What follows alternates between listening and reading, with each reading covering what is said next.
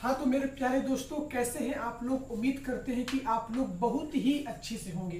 प्यारे दोस्तों, जैसा कि आप सभी को पता है कि हम लोग अभी वर्तमान में राजनीति शास्त्र की क्लास कर रहे हैं, क्लास 10th का। और अभी तक हम लोगों ने राजनीति शास्त्र का जो पहला चैप्टर है जिसका नाम है लोकतंत्र में सत्ता की साझेदारी, और इस चैप्टर का हम लोगों ने अभी तक 2 क्लास किया है। प्यारे दोस्तों, हमने शुरू में वादा किया था, हमने इस चैप्टर को 4 भागों में बांटा है, लेकिन माफ कीजिएगा कि हम लोगों ने इस चैप्टर को 3 ही भागों में बांटा है, क्योंकि 3 भाग में ये चैप्टर आप लोग का पूरी तरह से कंप्लीट हो जाएगा। तो ये तीसरा नंबर पार्ट है, यानी इस पार्ट के बाद आपका जो पॉलिटिकल साइंस का पहला चैप्टर है ये कंप्लीट हो जाएगा। ठीक है, अगर इस चैप्टर से एग्जाम में आपका क्वेश्चन आता है 2026 के, जो भी हमारे छात्र एवं छात्रा है उनका अगर क्वेश्चन आता है एग्जाम में, तो इस चैप्टर से एक भी क्वेश्चन आपका जो है कि छूट नहीं सकता। जितने भी आप लोग को हम क्वेश्चन जो है कवर करा है इस क्लास में, तीनों क्लास में। तो चलिए हम लोग बिना किसी देरी के क्लास को स्टार्ट करते हैं। प्यारे दोस्तों, हम लोग पढ़ रहे हैं क्लास 10th का पॉलिटिकल साइंस, और ये पार्ट 3 है, यानी अंतिम पार्ट है पहला चैप्टर का। इस पार्ट के बाद आपका जो ये चैप्टर है वो पूरी तरीके से खत्म हो जाएगा। और जो पहला चैप्टर है इसका नाम है सत्ता में लोकतंत्र में सत्ता की साझेदारी।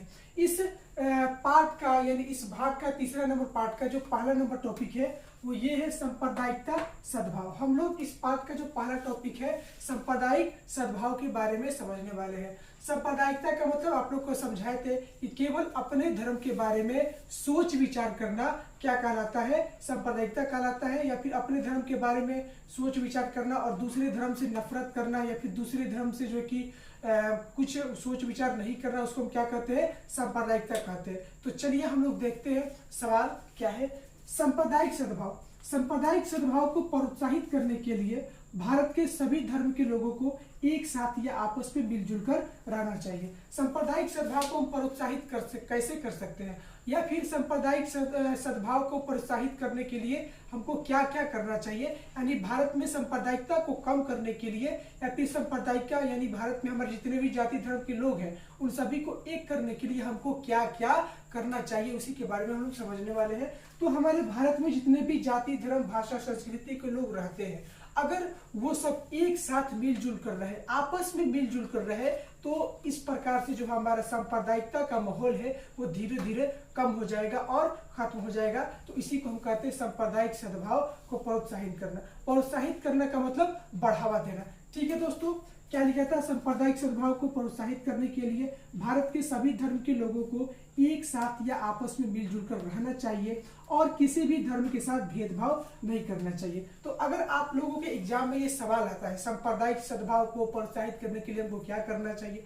तो बहुत सिंपल है। हमारे भारत में बहुत सारे जाति धर्म के लोग रहते हैं, अगर ये आपस में मिलजुल कर रहे और किसी भी धर्म के साथ भेदभाव नहीं किया जाता है, तो इससे जो है सांप्रदायिक सद्भाव को जो है कि हम प्रोत्साहित कर सकते हैं, आगे बढ़ा सकते हैं। तो एक तरह से इसका जो परिभाषा है वो धर्मनिरपेक्षता जैसा है ना दोस्तों। हमने धर्मनिरपेक्षता में क्या पढ़ा था कि सभी धर्म को एक समान मानना और किसी भी धर्म के साथ भेदभाव नहीं करना धर्म निरपेक्षता कहलाता है। तो चलिए हम लोग इस क्लास के जो दूसरा नंबर टॉपिक है उस टॉपिक की ओर चलते हैं।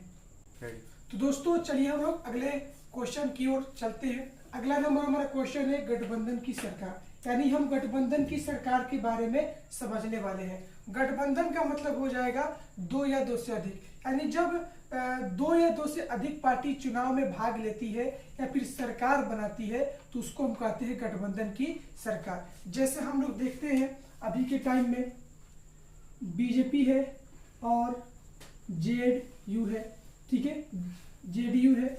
तो बीजेपी भारतीय जनता पार्टी और जनता दल यूनाइटेड, ये दोनों क्या है, ये दोनों चुनाव में भाग लिए, यानी ये दोनों मिलकर एक गठबंधन का सरकार का निर्माण करती है। तो गठबंधन की सरकार में आपको याद रखना है कि जब 2 या 2 से अधिक पार्टी जो कि चुनाव में भाग लेती है और सरकार का निर्माण करती है या फिर सरकार बनाती है, तो उसको हम लोग क्या कहते हैं, गठबंधन की सरकार कहते हैं। एग्जाम्पल के तौर पर क्या हो जाएगा, बीजेपी और जेडीयू का जो है कि सरकार, ये दोनों क्या है, गठबंधन की सरकार का जो है कि निर्माण करती है, दोनों एक दूसरे से मिलकर। तो चलिए हम लोग अगले टॉपिक की ओर चलते हैं।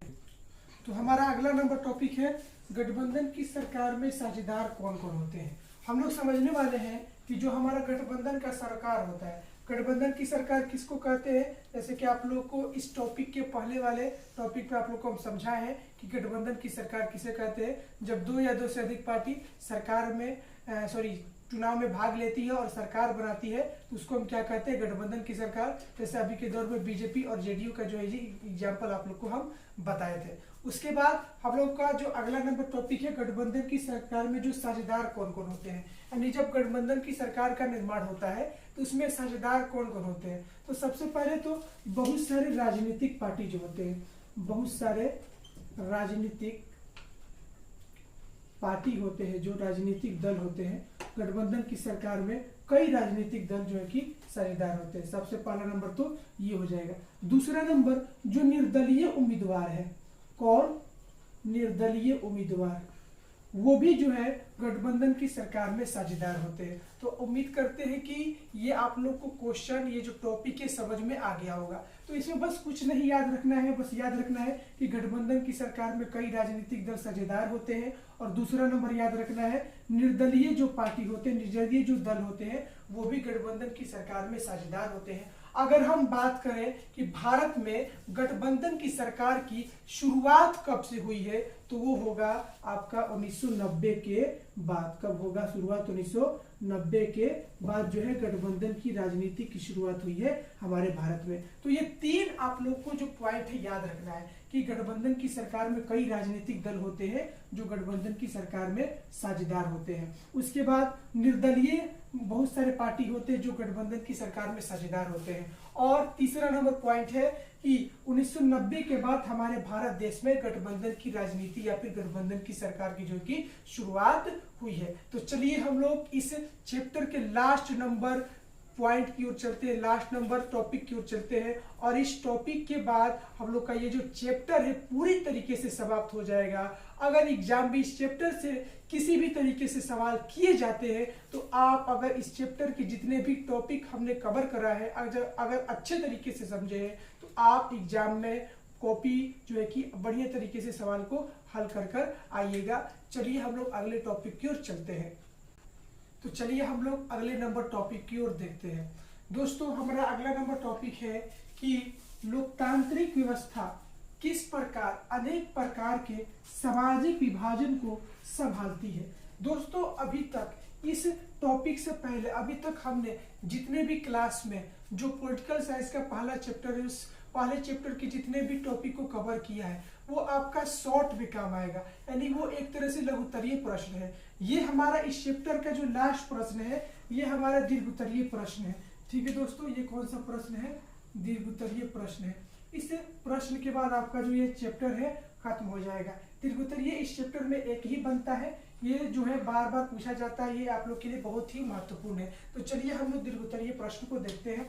लोकतांत्रिक व्यवस्था में किस प्रकार अनेक प्रकार के सामाजिक विभाजन को संभालती है। जो हमारा लोकतांत्रिक व्यवस्था है, लोकतांत्रिक व्यवस्था हमारे भारत में क्या है? लोकतांत्रिक व्यवस्था है। और हमारे भारत देश में यानी भारतीय लोकतांत्रिक व्यवस्था में बहुत सारे जाति, धर्म, भाषा, संस्कृति के लोग रहते हैं, जिनमें जो क्या है विभेद रहता है। यानी हमारे भारतीय समाज में अलग अलग जाति धर्म के लोगों में क्या रहता है? विभेद रहता है, और जिससे सामाजिक विभाजन उत्पन्न होता है। सामाजिक विभाजन का मतलब क्या होता है दोस्तों? एक होता है सामाजिक विभिन्नता।